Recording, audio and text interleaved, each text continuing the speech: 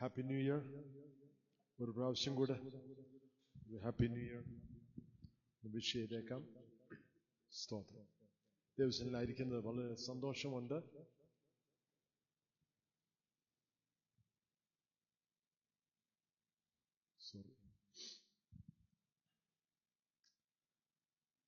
പുതുവർഷത്തേക്ക് നമ്മൾ തയ്യാറാകുമ്പോൾ ആരംഭത്തിലെ ചില ആഴ്ചകൾ തന്നെ നമ്മുടെ ചർച്ചിന്റെ ചില മൂല്യങ്ങൾ ഷെയർ ചെയ്യുന്ന ഒരു സമയമാണ്. അതിൻ്റെ കൂടെ തന്നെ നമ്മൾ ചിന്തിക്കേണ്ടത് ദ വേ ഫോർവേഡ് എന്ന് പറഞ്ഞൊരു ഒരു ഒരു ഒരു മെസ്സേജ് ഇന്ന് ഞാൻ ഷെയർ ചെയ്യാൻ താല്പര്യം. എന്ന് പറഞ്ഞാൽ മുന്നോട്ടുള്ള വഴി. ന്യൂ ഇയർ ആയതുകൊണ്ട് മാത്രമല്ല ഇത് ഞാൻ ഷെയർ ചെയ്യുന്നത്, നമുക്ക് വളരെ പ്രധാനപ്പെട്ട ഒരു വിഷയമായതുകൊണ്ടാണ്. കാരണം നമ്മുടെ ജീവിതത്തിൽ മുന്നോട്ടേ പോകാനൊക്കത്തുള്ളൂ, പുറമോട്ട് പോകാനൊക്കത്തില്ല. 2025 പിന്നെ അതിൻ്റെ പുറമോട്ടുള്ള വർഷങ്ങൾ ഇനി തിരിച്ച് കിട്ടത്തില്ല. അതിലും വരുന്ന പ്രശ്നം, പല ആൾക്കാരും പണ്ടത്തെ കാലത്തിൽ ഇപ്പോഴും ജീവിക്കുക. അന്നത്തെ പോലെ ആയിരുന്നെങ്കിൽ, എന്നെങ്കിലും അന്നത്തെ പോലെ ആകണമേ, പണ്ടത്തെ കാലം എന്ത് മനോഹരമായിരുന്നു എന്നൊക്കെയുള്ള ചിന്തകളുള്ള ആൾക്കാരുണ്ട്. അതെല്ലാം നമ്മൾ വിട്ടിട്ട് കർത്താവ് ഇനി ഞാൻ മുന്നോട്ട് എങ്ങനെ പോകണം, ദൈവത്തിന്റെ പ്ലാൻ എന്തുവാ, അങ്ങയുടെ പദ്ധതി എന്തുവാ, എന്നെക്കുറിച്ച്, കുടുംബത്തെക്കുറിച്ച്, സഭയെക്കുറിച്ച് ദൈവത്തിന്റെ പ്ലാൻ എന്തുവാ. നമ്മുടെ ചർച്ചിന്റെ മൂല്യങ്ങൾ എന്ന് പറയുമ്പോൾ നമ്മുടെ വാല്യൂസ് എന്നുള്ളൊരു വാക്ക് ഉപയോഗിക്കും. കോർ വാല്യൂസ് എന്നുള്ളൊരു വാക്ക് ഉപയോഗിക്കും. മുഖ്യമായിട്ടുള്ള ചില മൂല്യങ്ങൾ എന്ന് പറയും. ഏകദേശം 1991 വിനേഡ് മൂവ്മെന്റ് ഒരു ഫൗണ്ടർ ആയിരുന്ന ജോൺ വെമ്പർ, അദ്ദേഹം ഒരു മെസ്സേജ് അന്ന് ഷെയർ ചെയ്തു. 91 തോന്നുന്നു. അദ്ദേഹം ഷെയർ ചെയ്തു the generic code, 10 generic codes of the Vineyard. Generic code എന്ന് പറയുമ്പോൾ നമ്മുടെ ശരീരത്തിലെ കോശങ്ങളിൽ തന്നെ ഉള്ള ഇൻഫർമേഷൻ, നമ്മൾ എങ്ങനെ ആയിരിക്കണം, നമ്മുടെ ഓരോ കാര്യങ്ങൾ, നമ്മുടെ ഫിസിക്കലായിട്ടുള്ളതും എല്ലാ രീതിയിലുള്ള കാര്യങ്ങളെ കുറിച്ചുള്ള ഒരു ജനറിക് കോഡ്. അദ്ദേഹം അന്ന് ഒരു 10 കാര്യങ്ങൾ പറഞ്ഞു. ഒരു വിനേഡ് ചർച്ചിന്റെ ഒരു ജനറിക് കോഡ് എന്തുമായിരിക്കണം. അപ്പൊ അത് നമ്മൾ അതിനെ ഒന്നുകൂടെ ഒന്ന് സ്ട്രീം ലൈൻ ചെയ്ത് ഒരു 5 കാര്യങ്ങൾ ഒന്ന് ഷെയർ ചെയ്യാൻ താല്പര്യപ്പെടുന്നു. എന്നാലും നമ്മൾ എങ്ങനെ ആയിരിക്കണം? വചനത്തിൽ നമ്മൾ പല കാര്യങ്ങളും നമുക്ക് ദൈവം തന്നിട്ടുണ്ട്. നമ്മൾ എങ്ങനെ ആയിരിക്കണം, എങ്ങനത്തെ പ്രവൃത്തിയായിരിക്കണം, എങ്ങനത്തെ ഭാവിയായിരിക്കണം എന്നുള്ള ദൈവവചനത്തിൽ നമുക്ക് തന്നിട്ടുണ്ട്. ഈ വിനേഡ് ചർച്ച് എന്ന് പറയുമ്പോഴത്തേക്ക് ചിലർ ചോദിക്കും, അതെന്തുവാ, അതെവിടെ നിന്നുള്ളതാ, അതെന്തോ പേരാ എന്നൊക്കെയുള്ള ചോദ്യങ്ങളുണ്ട്. ദൈവവചനത്തില് ഇസ്രായേൽ മക്കളെ കുറിച്ച് ഒരു മുന്തിരിത്തോട്ടം വെച്ച്, ദൈവമക്കളെ കുറിച്ച് ഒരു മുന്തിരിത്തോട്ടം വെച്ച് യേശുക്രിസ്തു തന്നെ പറഞ്ഞു, ഞാൻ സാക്ഷാൽ മുന്തിരിവള്ളി, അല്ലേ? അപ്പം ആ ഒരു കോൺസെപ്റ്റ് വചനത്തിലുണ്ടല്ലോ. ആ കോൺസെപ്റ്റിനെ ബേസ് ചെയ്താണ് ഈ പേര് വരാൻ കാരണം. അപ്പോഴ്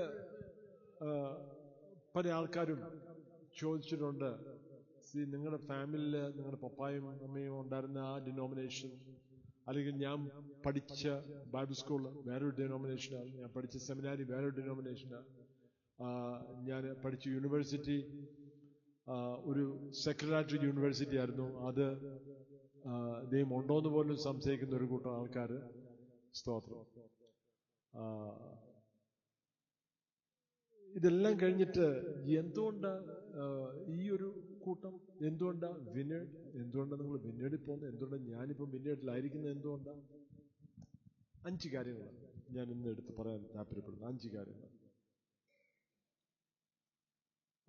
അതിനു മുമ്പേ ഈ ഒരു സ്റ്റേറ്റ്മെന്റ്, ചില സ്റ്റേറ്റ്മെന്റ്സ് ഇതിനു മുമ്പേ കുറെ ഓക്കെ.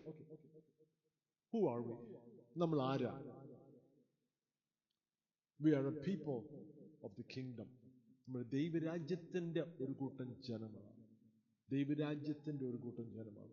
അതിനെക്കുറിച്ച് കൂടുതൽ ഇനിയും പറയുന്നുണ്ട്. യേശുക്രിസ്തു തന്നെ ഭൂമി വന്നപ്പം പറഞ്ഞു, സ്വർഗരാജ്യത്തെക്കുറിച്ച് പറഞ്ഞു.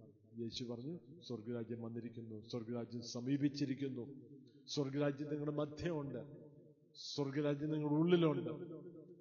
അങ്ങനെയുള്ള വാക്കുകൾ യേശു പറഞ്ഞു. രണ്ടാമത്, what are we to do? നമ്മൾ എന്ത് ചെയ്യണം?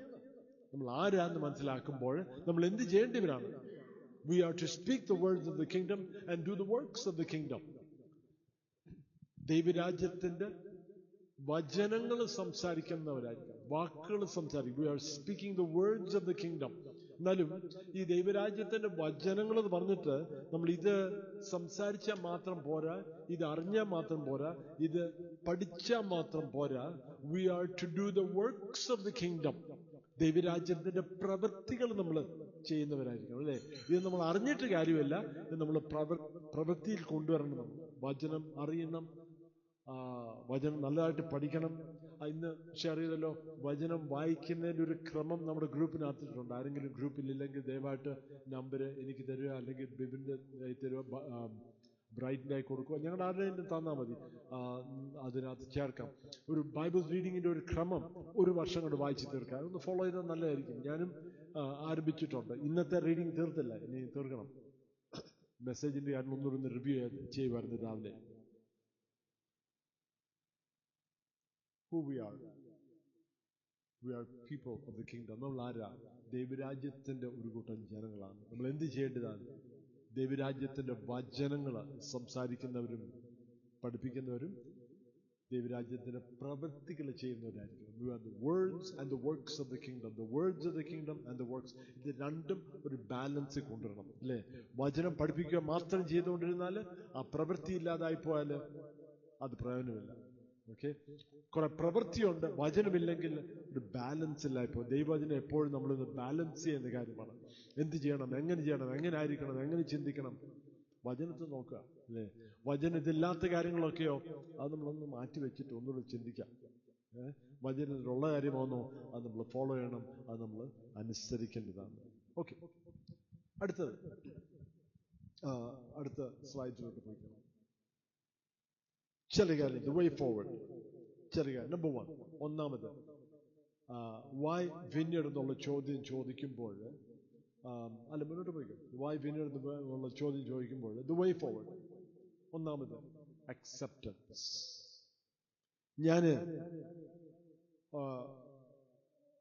എനിക്കൊന്ന് നമുക്ക് എല്ലാവർക്കും ഉള്ള ചിന്തയായിരിക്കാം, എന്നാലും acceptance. നമ്മളൊരു റൂമിലോട്ട് ചെല്ലുമ്പോൾ, ഒരു സ്ഥലത്തോട്ട് ചെല്ലുമ്പോൾ നമ്മൾ എന്ത് ചെയ്യും? അവിടെയുള്ള ജനങ്ങളെ ഒന്ന് നോക്കും, എനിക്ക് പരിചയമുള്ള ആരെങ്കിലും ഉണ്ടോ? ഇന്നലെ ഒരു കല്യാണത്തിന് പോയി, അതിന്റെ ഫുഡിന്റെ സമയത്ത് ഇങ്ങോട്ട് കയറി ചെന്നു. ഒരു കൂട്ടം ജനങ്ങളുണ്ട്. ഞാനിങ്ങനെ നോക്കുന്നത് എന്തുവാ? സീറ്റ് ഉണ്ടോ എന്ന് നോക്കുക. അതൊന്ന് അല്ല, അതിനോടൊപ്പം തന്നെ ഞാൻ നോക്കുന്നത് പരിചയമുള്ള മുഖങ്ങൾ, അല്ലേ? ഇങ്ങനെ സ്കാൻ ചെയ്ത് നോക്കുക, പരിചയമുള്ള മുഖങ്ങൾ. ഒത്തിരി മുഖങ്ങളുണ്ട്, ഒത്തിരി ആൾക്കാരുണ്ട്, എല്ലാവരും ഹായ് പറയാം, എന്നാലും പറഞ്ഞിട്ട് കാര്യമില്ല. പരിചയമുള്ള മുഖങ്ങൾ ആരെങ്കിലും ഉണ്ടോ?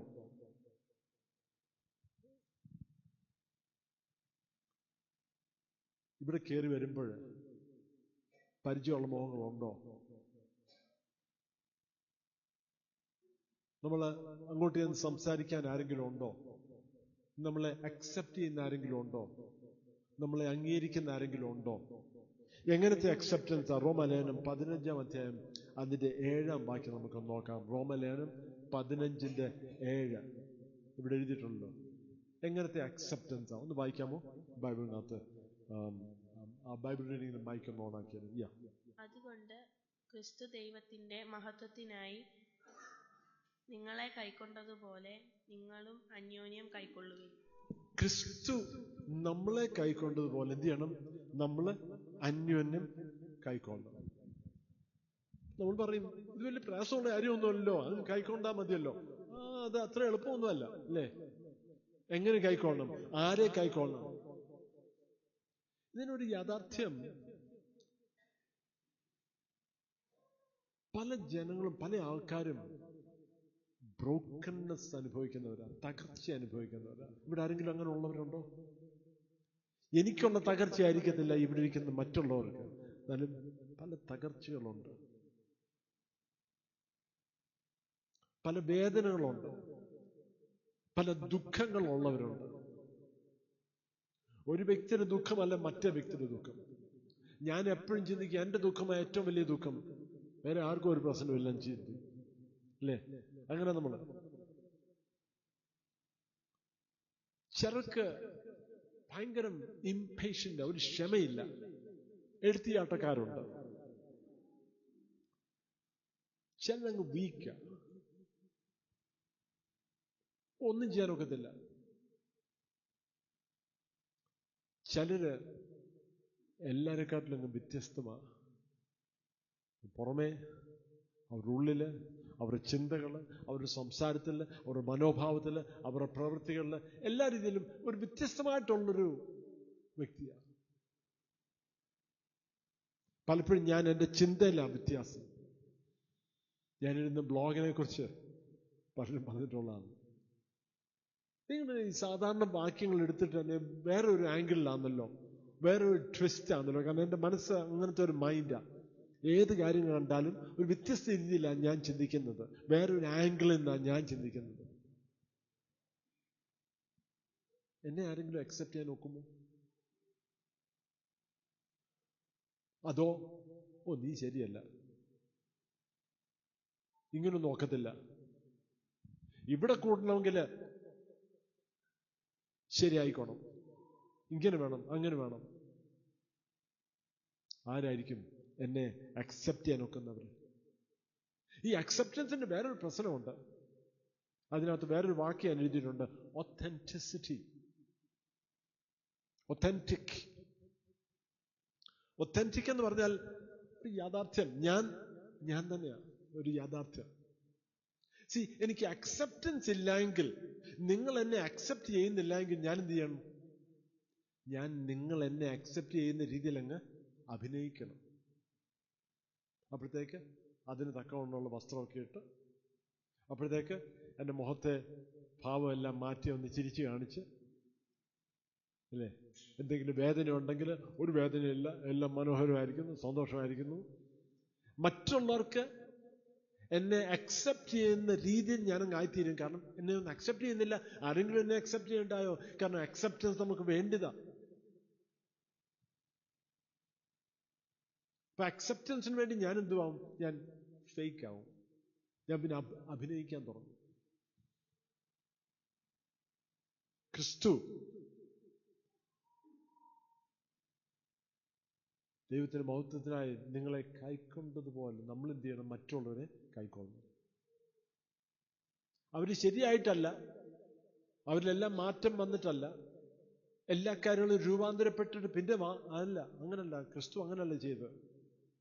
ബൈബിളിൽ പറഞ്ഞേക്കുന്നത് while we were still sinners, പഴയ ട്രാൻസ്ലേഷനകത്ത് while we were yet sinners Christ died for us. നമ്മൾ പാപികളായിരുന്നപ്പോൾ, നമ്മുടെ പാപത്തിലായിരുന്നപ്പോൾ തന്നെ എന്ത് ചെയ്യുന്നു? ക്രിസ്തു നമുക്ക് വേണ്ടി മരിച്ചു.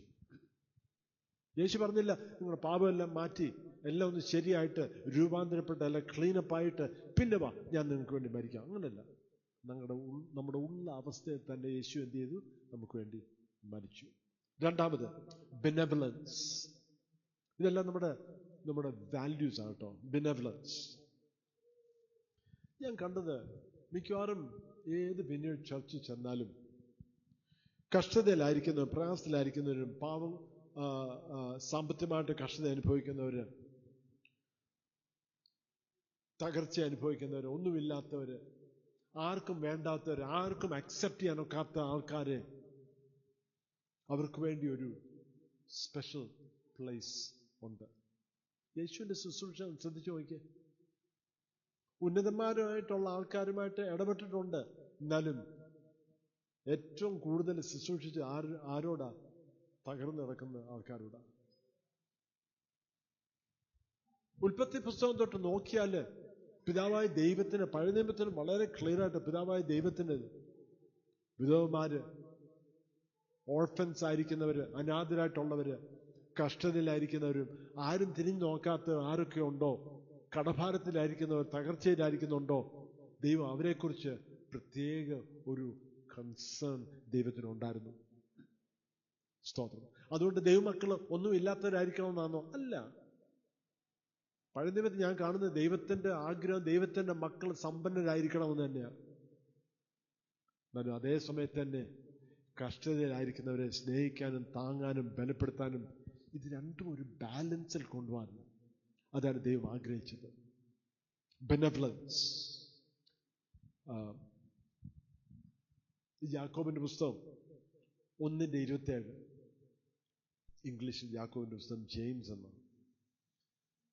യാക്കോബിന്റെ പുസ്തകം 1:27 വായിക്കാമോ? അല്ല, മൈക്ക് കൊടുത്തിട്ടുണ്ട്. ഒന്ന്. പിതാവായ ദൈവത്തിന്റെ മുമ്പാകെ ശുദ്ധവും നിർമ്മലവുമായുള്ള ഭക്തിയോ അനാഥരെയും വിധവമാരെയും അവരുടെ സങ്കടത്തിൽ ചെന്ന് കാണുന്നതും ലോകത്താലുള്ള കളങ്കം പറ്റാത്തവണ്ണം തന്നെത്താൻ കാത്തുകൊള്ളുന്നതും ആകുന്നു. അനാഥരെയും വിധവമാരെയും.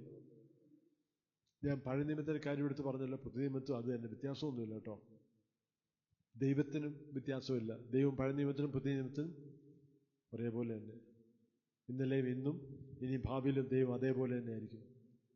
അനാഥര്, വിധവമാര്, കഷ്ടതയിലായിരിക്കുന്നവര്, ഒന്നുമില്ലാത്തവര്, തന്നെ സ്വയമായിട്ട് ഒന്നും ചെയ്യാനൊക്കാത്തവര്. ചിലരുണ്ട് വളരെ ആക്റ്റീവാ. പൂച്ചൊരാരും പോലെ എടുത്തങ്ങോട്ട് ഇട്ടാല് 4 കാലിൽ ചെന്ന് വീഴും, അല്ലേ? ചിലരുണ്ട് ഏത് പ്രയാസത്തിലാണെങ്കിലും ഏത് അനുഭവത്തിലാണെങ്കിലും 4 കാലിൽ തന്നെ വീഴും, ഇങ്ങനെ കയറിപ്പോകും. ചിലരുണ്ട് എല്ലാ കാര്യവും ഒരുക്കി കൊടുത്താലും നേരെ നിൽക്കാൻ ഒക്കത്തില്ല. വീക്ക. ബെനവലൻസ്.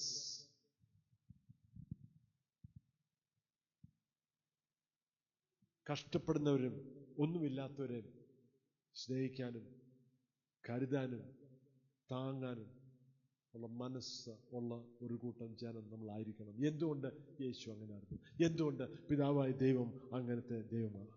അതുകൊണ്ട് നമ്മളും പിതാവിനെ പോലെ ആയിത്തീരണം. സ്തോത്രം. നമ്മളും നമ്മുടെ അപ്പനെ പോലെ ആയിത്തീരേണ്ടവരാണ്. അതാ ദൈവത്തിന് നമ്മളെക്കുറിച്ചുള്ള ആഗ്രഹം. മൂന്നാമത്, ദൈവരാജ്യം, ദ കിങ്ഡം. ലൂക്കോസിന് ശേഷം 4:43. ഇത് ആരംഭത്തിൽ നമ്മൾ പറഞ്ഞു, ഹൂ ആർ വി? നമ്മൾ ആരാ? We are the people of the kingdom. നമ്മൾ ദൈവരാജ്യത്തിന്റെ ജനം എന്ന് പറഞ്ഞു, അല്ലേ? ഒന്ന് വായിക്കാമോ ആ വാക്യം? ലൂക്കോസ് 4:43.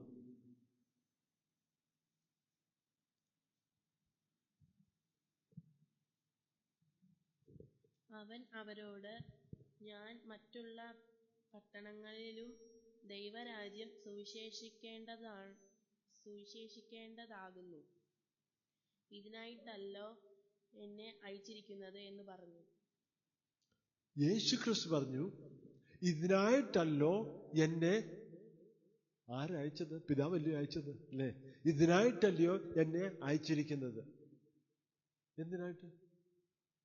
ദൈവരാജ്യം സുവിശേഷിക്കേണ്ടത്, ദൈവരാജ്യത്തെക്കുറിച്ച് പഠിപ്പിക്കേണ്ടത്, ദൈവരാജ്യത്തെക്കുറിച്ച് പ്രസംഗിക്കേണ്ടത്, ദൈവരാജ്യത്തിന്റെ വചനങ്ങൾ പറയാനും ദൈവരാജ്യത്തിന്റെ പ്രവൃത്തി ചെയ്യാനും.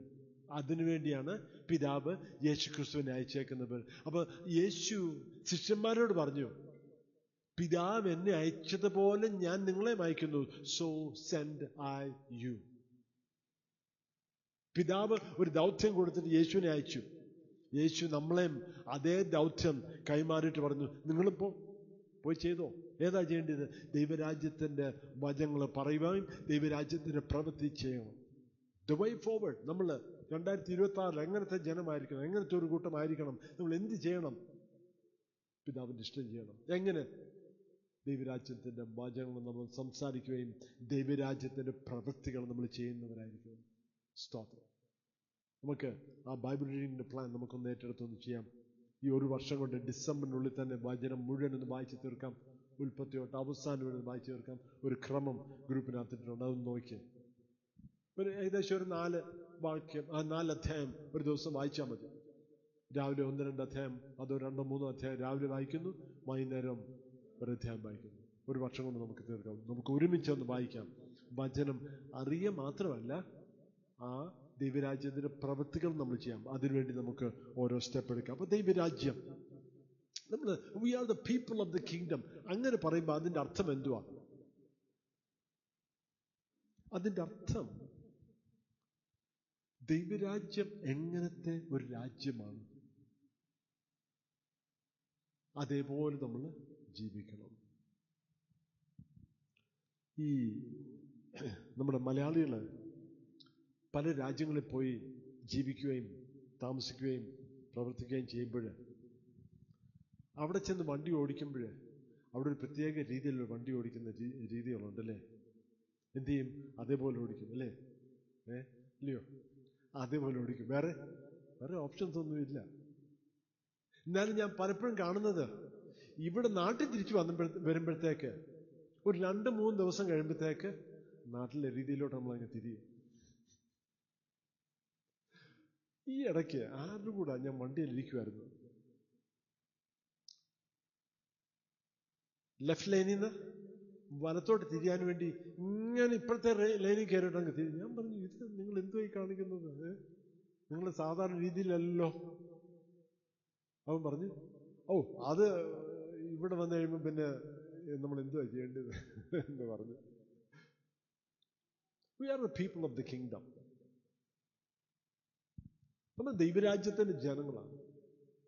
യേശുക്രിസ്തുവിന്റെ ശുശ്രൂഷ ഏറ്റവും കൂടുതലും യഹൂദന്മാരോടല്ലായിരുന്നു. ദൈവത്തിന്റെ ജനം, ദൈവത്തിന്റെ സ്വന്തം ജനം എന്ന് പറഞ്ഞ ഒരു കൂട്ടം ആൾക്കാരോടല്ലായിരുന്നു. അല്ലാത്തവരോട് ശുശ്രൂഷിച്ചിട്ടുണ്ട്. എന്നാൽ ഏറ്റവും കൂടുതൽ ദൈവമക്കളോടായിരുന്നു. അപ്പൊ യേശുക്രിസ്തു പല ഉപമകൾ പറഞ്ഞു, പല കഥകൾ പറഞ്ഞു. അതെല്ലാം എന്ത് ചെയ്യുമായിരുന്നു? ദൈവരാജ്യത്തെക്കുറിച്ച് പറഞ്ഞു. എക്സ്പ്ലിസിറ്റ് ആയിട്ട് യേശു പറഞ്ഞു, how can I tell you about the kingdom of God?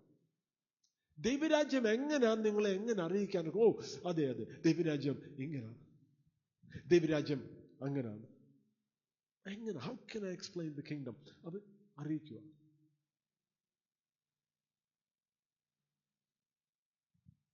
സ്തോത്രം. ഞാൻ കുവൈറ്റിൽ പോയിട്ടില്ല, എയർപോർട്ടിലേ കയറിയിട്ടുള്ളൂ. എന്നാലും അവിടെ താമസിച്ചൊരു വ്യക്തി, ഞാൻ ജർമ്മനി പോയിട്ടില്ല, അവിടെ താമസിച്ചൊരു വ്യക്തിയാണെങ്കിൽ ഇങ്ങോട്ട് നമുക്ക് പറഞ്ഞു തരാം അതെങ്ങനെയാണ്. എന്നാലും നമുക്കൊരു ക്ലിയർ ആയിട്ടൊന്നും പിടി കിട്ടത്തില്ല, അവിടെ പോയാലേ അറിയത്തുള്ളൂ അല്ലേ? എന്നാലും അവിടെ ഇങ്ങനെ അങ്ങനെ ചില ഉദാഹരണങ്ങൾ പറയാം, ചില കഥകൾ പറയാം, ചില അനുഭവങ്ങൾ പറയാം. അതേപോലെ യേശുക്രിസ്തു എന്തുവാ ചെയ്തത്? പല കഥകൾ, പല ഉദാഹരണങ്ങൾ, പല എക്സ്പ്ലനേഷൻസ് എക്സ്പ്ലിസിറ്റായിട്ട് യേശു ദൈവരാജ്യം എങ്ങനെയാണെന്ന് ജനങ്ങളെ അറിയിക്കുമായിരുന്നു. ദൈവരാജ്യത്തിന്റെ മനോഭാവം, ദൈവരാജ്യത്തിന്റെ ചിന്തകൾ, ദൈവരാജ്യത്തിന്റെ പ്രവൃത്തികൾ, ദൈവരാജ്യത്തിലുള്ള ജനങ്ങൾ എങ്ങനെ പ്രതികരിക്കും. ഈ ഭൂമിയിൽ ജീവിക്കുമ്പോൾ തന്നെ നമ്മൾ ദൈവരാജ്യത്തിന്റെ മക്കളെന്നുള്ള നിലയിൽ ജീവിക്കണം എന്നാണ് യേശുവിന്റെ ആഗ്രഹം. ഒരു മനുഷ്യൻ യേശുവിന്റെ അടുത്ത് വന്ന് പറഞ്ഞു, യേശുവേ, എൻ്റെ സഹോദരനോട് പറ, ഞങ്ങളുടെ ഓഹരി, ഞങ്ങളുടെ വസ്തു പ്രോപ്പറായിട്ട് ഡിവൈഡ് ചെയ്യാൻ വേണ്ടി എൻ്റെ സഹോദരനോടൊന്ന് പറ. യേശു പറഞ്ഞു, ഞാൻ നിങ്ങളുടെ ജഡ്ജും അറ്റോർണിയും ഒന്നുമല്ല, ഞാൻ അതിനുവേണ്ടി വന്ന വ്യക്തിയല്ല. അതിൻ്റെ അർത്ഥം എന്തുവാ? അവരെ സഹായിക്കാൻ താല്പര്യമില്ലെന്നാണ്? അതല്ല യേശു പറഞ്ഞത്. ദൈവരാജ്യത്തിൻ്റെ മക്കളെന്നുള്ള നിലയിൽ ജീവിക്കുമ്പോൾ ഇവിടുത്തെ ഭൂമിയെക്കുറിച്ച് വലിയ വാല്യൂ നമ്മൾ കൊടുക്കേണ്ടവരല്ല. അതുകൊണ്ട് വസ്തു വേണ്ടാന്നാണോ? അല്ല. അതിനു വേണ്ടി വഴക്കുണ്ടാക്കാനും അതിൻ്റെ പുറകെ നടക്കാനും അത് നമ്മുടെ ജീവിതത്തിലെ ഏറ്റവും വലിയ ലക്ഷ്യമാക്കി തീർക്കാനും, അത് കിട്ടിയില്ലെങ്കിൽ എൻ്റെ ജീവിതം തകർന്നു, അത് കിട്ടിയില്ലെങ്കിൽ എൻ്റെ ഭാവി തകർന്നു, അല്ലെങ്കിൽ എനിക്ക് കിട്ടേണ്ടി അത്രയും തന്നെ വിഭാഗിച്ച് കിട്ടിയില്ലെങ്കിൽ, അല്ലെങ്കിൽ എല്ലാവർക്കും കിട്ടിയതിൻ്റെ അത്രയും എനിക്ക് കിട്ടിയില്ലെങ്കിൽ, യേശു പറഞ്ഞത് എന്തിനാ? നമ്മൾ ഇവിടുത്താരല്ലല്ലോ അല്ലേ? പണ്ടൊക്കെ വണ്ടി ഓടിക്കുമ്പോഴേ എളുപ്പമായിരുന്നു വഴി ചോദിക്കാൻ. ഇപ്പം ഗൂഗിൾ ഉള്ളതുകൊണ്ട് കുഴപ്പമില്ല. ഗൂഗിൾ ഇല്ലായിരുന്നു നമ്മൾ കിടന്ന് കറങ്ങിപ്പോകാൻ അല്ലേ? പണ്ട് വഴി ചോദിക്കണമെങ്കിൽ ജനലം കൊണ്ട് താത്തിട്ട്, പണ്ടിങ്ങനായിരുന്നു ജനൽ താക്കുന്നല്ലേ, ജനലം കൊണ്ട് താത്തിട്ട് സ്ഥലപ്പേര് പറഞ്ഞാൽ മതി. ഒന്നും ചോദിക്കണ്ട. അതിനകത്ത് അത് ഒന്നും അറിയാത്തവരാണെങ്കിൽ പറയും, വഴി അറിയാത്തവരാന്ന് പറയും, അടുത്ത ജംഗ്ഷനിൽ പോയിട്ട് അവിടെ ചോദിക്കാൻ പറയും. അറിയത്തില്ലെന്ന് ആരും പറയത്തില്ല അല്ലേ? നമ്മുടെ മലയാളിയുടെ ഒരു പ്രത്യേകത അല്ലെ, അറിയത്തില്ലെന്ന് ആരും പറയത്തില്ല. അറിയത്തില്ലെന്ന് പറയും, ഇങ്ങോട്ട് പോയിട്ട് അടുത്ത ജംഗ്ഷൻ, മിക്കവാറും അവിടെ ചെല്ലുമ്പോൾ ഇങ്ങോട്ട് തിരിച്ചു വരാനായിരിക്കും പറയുന്നത്. എന്നാലും ആരും പറയത്തില്ല. നമുക്ക് എല്ലാവർക്കും ചെറു പ്രൈഡുള്ള ആൾക്കാരാണ് നമ്മൾ. ദൈവരാജ്യത്തിൻ്റെ മനോഭാവം, ദൈവരാജ്യത്തിൻ്റെ മൂല്യങ്ങൾ നമ്മൾ ഇവിടുത്താരല്ല. അപ്പൊ ഇപ്പം വഴി ചോദിക്കാൻ ചെല്ലുമ്പോഴോ മലയാളം പോലും അറിയാത്തവരാ, കണ്ടാ അറിയത്തുമില്ല അല്ലേ? മലയാളിയാണെന്നോ ഇല്ലയോ എന്ന് പോലും അറിയാൻ പാടാ. മലയാളം പോലും അറിയത്തില്ല. ഞാൻ ഇവിടുത്തുകാരനല്ല. നമ്മളും അതേപോലുള്ള മനോഭാവം എടുക്കേണ്ടതാണ് പല കാര്യത്തിലും. ഞാൻ ഇവിടുത്തുകാരനല്ല, ഞാൻ ഇവിടത്തേക്കുള്ള വ്യക്തി അല്ല. എൻ്റെ വീട് വേറെ സ്ഥലത്താ, എൻ്റെ ദേശം വേറെ സ്ഥലത്താ. ഇവിടുത്തെ മൂല്യങ്ങൾ എനിക്ക് മൂല്യമല്ല. ഇവിടുത്തെ ഇവിടുത്തെ വാല്യൂസ് എൻ്റെ വാല്യൂസ് അല്ല. ഇവിടെ വലുതെന്ന് കാണുന്നത്, ഇവിടെ മനോഹരമെന്ന് കാണുന്നത്, ഇവിടെ വലിയ ഇമ്പോർട്ടൻസ് കൊടുക്കുന്ന കാര്യങ്ങൾ ഞാൻ അതിന് ഇമ്പോർട്ടൻസ് കൊടുക്കുന്നില്ല. അത് പാടാം നമുക്കല്ലേ? അത് പാടാം. സ്തോത്രം. We are people of the kingdom. നമ്മുടെ ചിന്തകൾ, നമ്മുടെ മൂല്യങ്ങൾ, നമ്മുടെ പ്രവൃത്തികളും വ്യത്യസ്തമായിട്ടായിരിക്കണം. സ്തോത്രം. പല കാര്യങ്ങളും വിട്ടുകൊടുക്കാൻ നമ്മൾ തയ്യാറായിരിക്കണം. അത് മാത്രമല്ല, കഷ്ടതയിലായിരിക്കുന്ന ഒരു വ്യക്തിയോ നമ്മൾ പ്രതികരിക്കണം.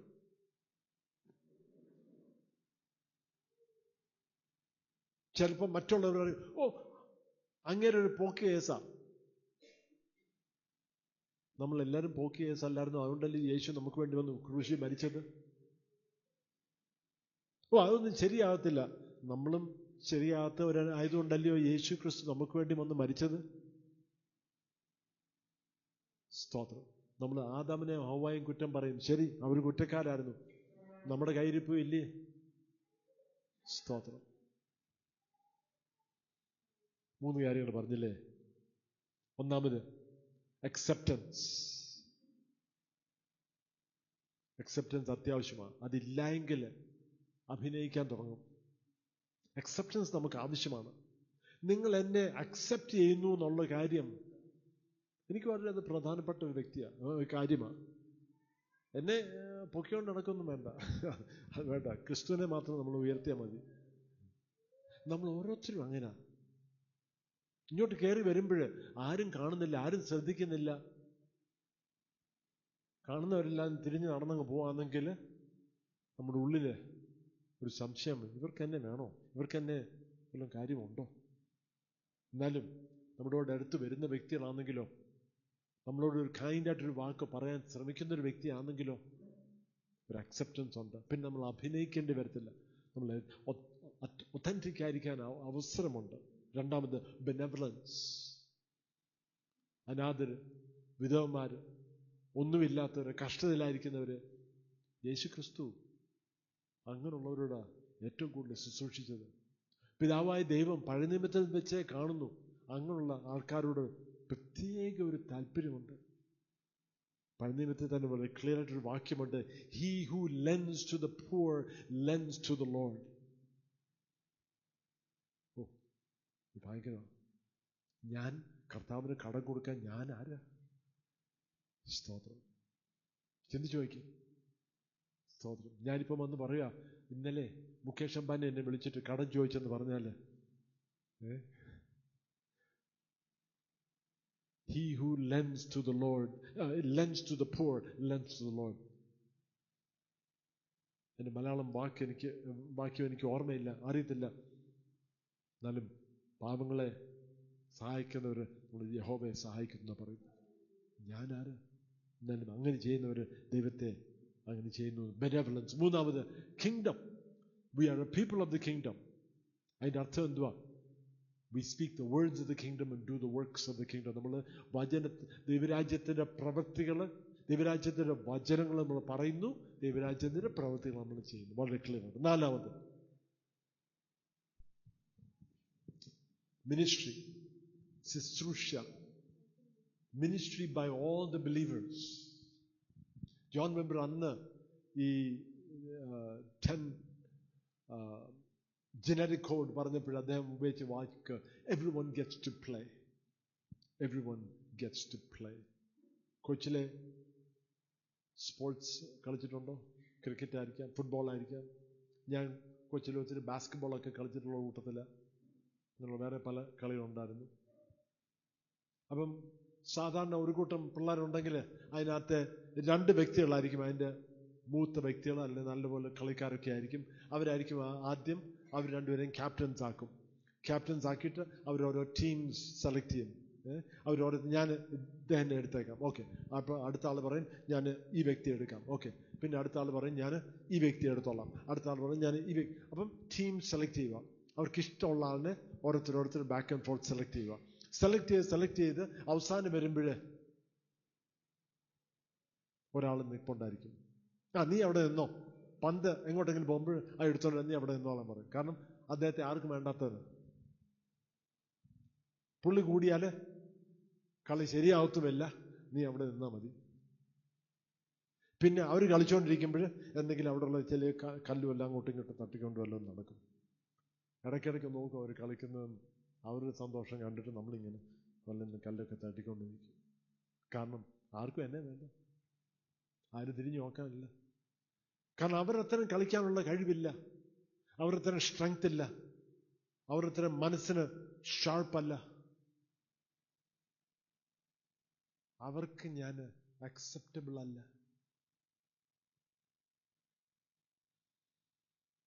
Believers are ministers. Everyone gets to play. ശുശ്രൂഷകന്മാരാരാ? നിങ്ങളുടെ അടുത്തിരിക്കുന്ന വ്യക്തി ഒന്ന് നോക്കിയേ, വലത്തോട്ടിരിക്കുന്ന ഒരു വ്യക്തി ഒന്ന് നോക്കിയേ. ഈ സഭയിലെ ശുശ്രൂഷകന്മാർ അവിടെ ആയിരിക്കും. നോക്കിയേ, ഇടത്തോട്ട് ഒന്ന് നോക്കാമോ? ലെഫ്റ്റിലും ഇപ്പുറത്തിരിക്കുന്ന ആൾക്കാരൊന്ന് നോക്കിയേ. ഇവിടുത്തെ ശുശ്രൂഷകന്മാരവരാ കേട്ടോ. ഇവിടെ ശുശ്രൂഷ ചെയ്യേണ്ടവർ നമ്മളെല്ലാവരുമാണ് ശുശ്രൂഷ ചെയ്യേണ്ടത്. എഫേസ്യർ 4 അധ്യായം അതിന്റെ 11 തൊട്ട് 13 വരെയുള്ള വാക്യം ഒന്ന് എടുക്കാമോ? എഫേസ്യർ 4 അധ്യായം 11 തൊട്ട് 13 വരെ വാക്യം. ഇത് മലയാളത്തിൽ ഇത് വായിക്കുമ്പോൾ അതിന്റെ 11 വാക്യം ഒന്ന് ശ്രദ്ധിച്ചാൽ മതി. വിശുദ്ധന്മാരുടെ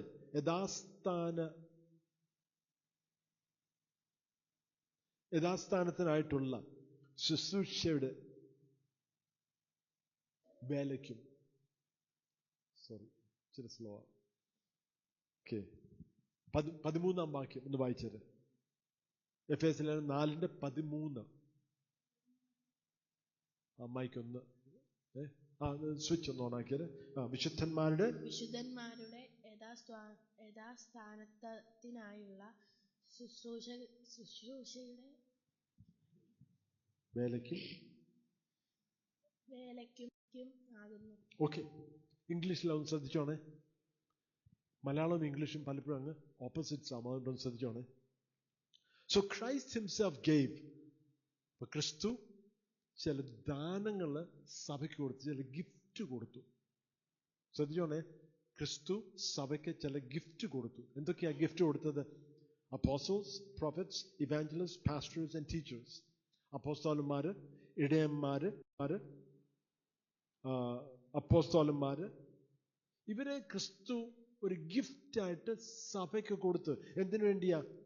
ശ്രദ്ധിച്ചോണേ, to equip the people for works of service.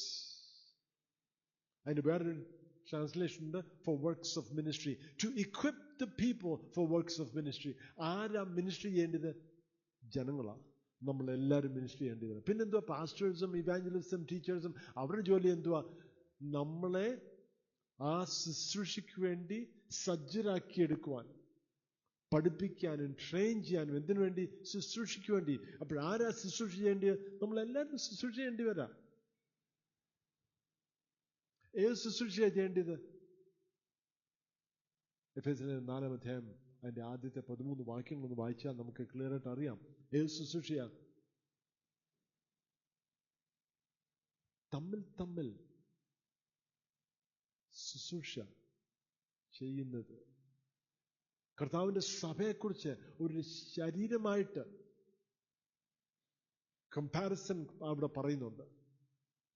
സ്തോത്രം. നമ്മൾ എവിടെയെങ്കിലും ഒരു വേദന ഉള്ളപ്പോൾ, തോളിന് വേദന ഉണ്ടെങ്കിൽ നമ്മൾ പറയുമോ തോള് തന്നെ അങ്ങ് തിരുമ്മിക്കോളം പറയുമോ? ഇല്ല. ഈ കരമെടുത്തിട്ടാ തിരുമുന്നത്. കൈക്ക് വല്ല വേദന ഉണ്ടായിട്ടാണ്? അല്ല, കൈക്ക് ഒരു പ്രശ്നമില്ല. ഈ കൈക്ക് വേദന ഉണ്ടെങ്കിൽ ഈ കൈയോട് പറയുമോ വേണേ തന്നെ അങ്ങ് തിരുമിക്കോ? അല്ല, മറ്റേ കൈ കൊണ്ടാ തിരുമുന്നത്. മറ്റേ കൈക്ക് വേദനയൊന്നും കാണത്തില്ല. മറ്റുള്ളവർ കഷ്ടതയിലും പ്രയാസത്തിലായിരിക്കുമ്പോൾ നമ്മൾ എന്ത് ചെയ്യണം? എന്തുവാ എപ്പോഴും പ്രയാസം എന്ന് പറഞ്ഞ് നടക്കുവാന്നോ? എന്തുവാ എപ്പോഴും വേദന എന്ന് പറഞ്ഞു നടക്കുമോ? ഒന്ന് നേരെയാകുന്നേ, ഒന്ന് നേരെ അല്ല, അങ്ങനല്ല അല്ലേ? നമ്മൾ എന്ത് ചെയ്യും? നമുക്ക് വേദന ഇല്ലായിരിക്കും ആ സമയത്ത്, നമുക്ക് കഷ്ടതയില്ലായിരിക്കും ആ സമയത്ത്. മറ്റുള്ളവരെ ആ സമയത്ത് ഒന്ന് ധൈര്യപ്പെടുത്താനും ബലപ്പെടുത്താനും ഒന്ന് കരുതാനും ഒരവസരം എടുക്കുക. ശുശ്രൂഷ. രോഗികളായിട്ടുണ്ടോ? യേശുവിന്റെ നാമത്തിൽ ആ രോഗത്തെ ശാസിച്ച് അവരെ സൗഖ്യമാക്കണം. ആര്? ഈ ഇരിക്കുന്ന ശുശ്രൂഷന്മാർ. സ്തോത്രം. അടുത്ത പ്രാവശ്യം ഹോസ്പിറ്റലിൽ പോകണ്ടെന്ന് ഞാൻ പറയത്തില്ല. അടുത്ത പ്രാവശ്യം ഹോസ്പിറ്റലിൽ പോകുന്നതിന് മുമ്പേ ഇവിടെയുള്ള ശുശ്രൂഷന്മാരെ ആരെങ്കിലും ഒന്ന് ഫോൺ വിളിച്ചിട്ട് പറയാമോ, എനിക്ക് വേണ്ടി ഒന്ന് പ്രാർത്ഥിക്കുക? സ്തോത്രം. ഫോൺ നമ്പർ ഉണ്ടോ? ഇന്ന് തന്നെ ഒരു 10 പേരുടെങ്കിലും ഫോൺ നമ്പർ മേടിച്ചുകൊണ്ട് പോണേ കേട്ടോ.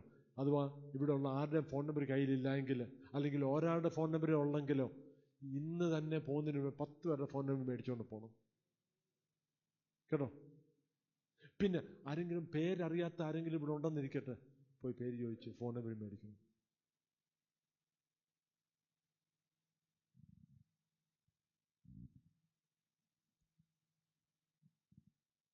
ആരാധന കഴിഞ്ഞ് പെട്ടെന്ന് ഇറങ്ങി ഓടുന്നവരുണ്ടോ? ഓടിച്ചിട്ട് പിടിച്ചിട്ട് ഫോൺ നമ്പർ മേടിക്കണം. വഴക്കുണ്ടാക്കല്ലേ, വഴക്കുണ്ടാക്കാനല്ല, ഫോൺ നമ്പർ മേടിക്കണം. അവരെ കുറ്റപ്പെടുത്താൻ പോകണ്ടേ? എന്തിനാ ഓടിപ്പോന്ന്? ഇപ്പൊ എന്ത് വലിയ അത്യാവശ്യം? അതൊന്നും പറയാൻ പോകണ്ട. ഫോൺ നമ്പർ മേടിക്കുക. എന്തുകൊണ്ട് വിശേഷം? സുഖമായിട്ടിരിക്കുന്നത്? എവിടാ വീട്? പേരെന്തുവാ? കുഞ്ഞുങ്ങളുടെ പേരെന്തുവാ? ഏറ്റവും വളരെ അത്യാവശ്യം ശ്രദ്ധിച്ചോണം. കുഞ്ഞുങ്ങളുടെ പേര് ശ്രദ്ധിക്കണം കേട്ടോ, വിടരുത്. അപ്പൻ്റെ അമ്മയുടെയും പേര് ഓർത്തില്ലെങ്കിലും പിള്ളേരുടെ പേര് മറക്കല്ലേ. സ്തോത്രം. അപ്പനെ അമ്മയെ ശ്രദ്ധിച്ചില്ലാലും പിള്ളേരെ ശ്രദ്ധിക്കാതിരിക്കല്ലേ. അതെന്തിനാ? യേശു അങ്ങനെ ചെയ്തത് കേട്ടോ. യേശുവിന് കുഞ്ഞുങ്ങളോട് പ്രത്യേക ഒരു താല്പര്യം ഉണ്ടായിരുന്നു. സ്തോത്രം. അപ്പൊ യേശു എങ്ങനെ ചെയ്തോ അതേപോലെ നമ്മളും ചെയ്യേണ്ടി വരാണ്. ശുശ്രൂഷ. നമ്മളെല്ലാവരും ശുശ്രൂഷകന്മാരാണ്. ശുശ്രൂഷിക്കാനൊരു മനോഭാവം. അവസാനം ഹോളി സ്പിരിറ്റ്. സമയം ഒത്തിരി പോയി. എൻ്റെ ടൈമറും വെച്ചിട്ടുണ്ട്. ഞാൻ ഉദ്ദേശിച്ച സമയത്ത് നിന്ന് 7 മിനിറ്റ് കൂടി പോയി. Holy spirit. പരിശുദ്ധാത്മാവിൻ്റെ പ്രവൃത്തി എന്ന് പറയുന്നത് ഒരു കോൺസെപ്റ്റ് അല്ല, അത് യാഥാർത്ഥ്യമാണ്.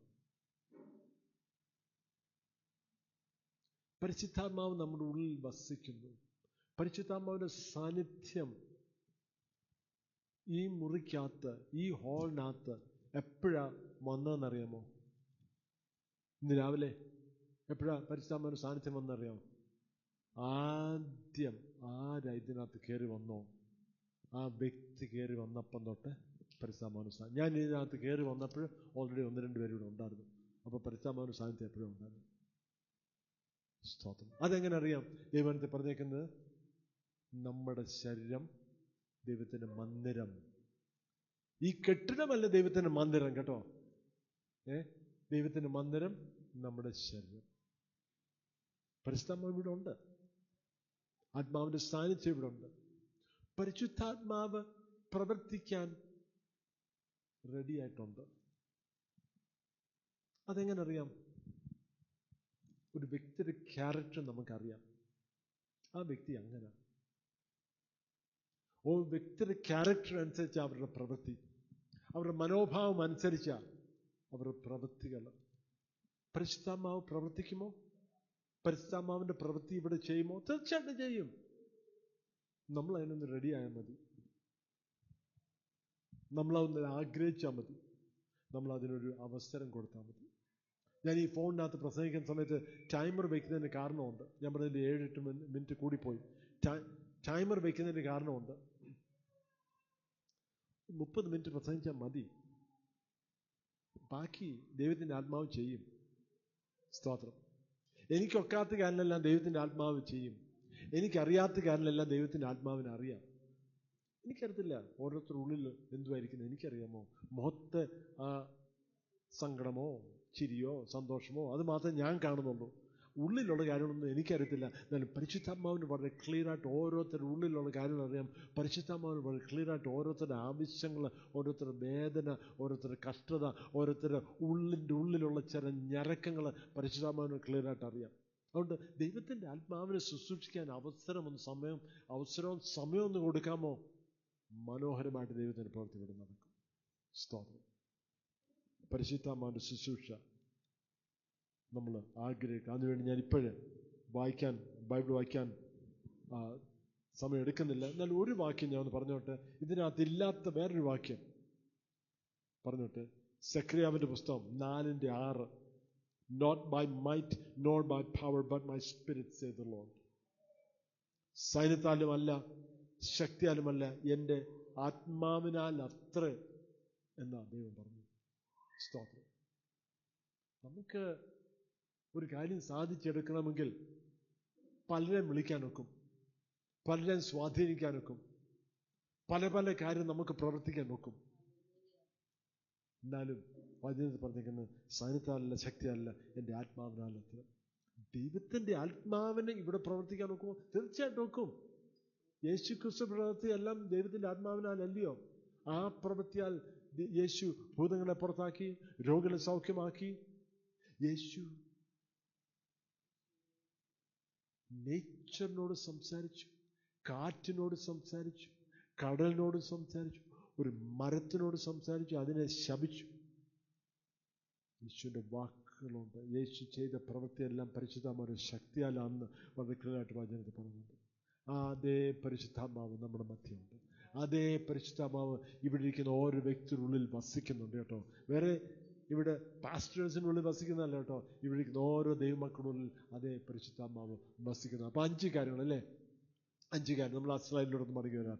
5 കാര്യങ്ങൾ പറഞ്ഞു. 1 acceptance, 2 benevolence, 3 kingdom, 4 ministry, 5 holy spirit. ഈ വാക്കുകൾ വന്നതിൻ്റെ ഒരു പ്രത്യേകതയുണ്ട്. ഞാൻ കുറേ വർഷം മുമ്പേ എൻ്റെ ബ്ലോഗിനകത്ത് ഞാനൊരു പോസ്റ്റ് എഴുതിയായിരുന്നു, ഒരു ആർട്ടിക്കിൾ എഴുതിയായിരുന്നു. വൈ വിനേഡ്? എന്തുകൊണ്ടാണ് ഞാൻ വിനേഡ് ചർച്ചിലായിരിക്കുന്നത്? അതിൻ്റെ കാരണം ഇത് ഏറ്റവും പെർഫെക്റ്റ് ചർച്ച് എന്നാണോ? അല്ല. ഏറ്റവും നല്ല സഭയാണെന്ന്? അല്ല. ഒന്നുമല്ല. എനിക്ക് ഫിറ്റ് ആവുന്നു. ഇങ്ങനെയുള്ള മൂല്യങ്ങൾ കാണുമ്പോൾ എനിക്കിത് ഒക്കുന്നുണ്ട്. അതിനെ ബേസ് ചെയ്ത് ഞാൻ ഇന്നത്തെ മെസ്സേജിൽ ഞാൻ ഇട്ടത്.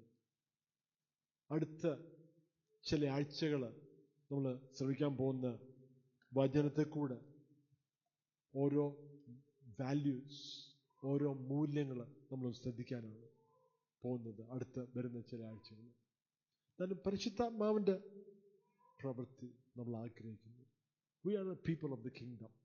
ദൈവരാജ്യത്തിൻ്റെ വചനങ്ങൾ പറയുക മാത്രമല്ല, പഠിക്കുക മാത്രമല്ല, ദൈവരാജ്യത്തിൻ്റെ പ്രവൃത്തി. നമുക്ക് എല്ലാവർക്കും ഒരു നിമിഷം എഴുന്നേറ്റ്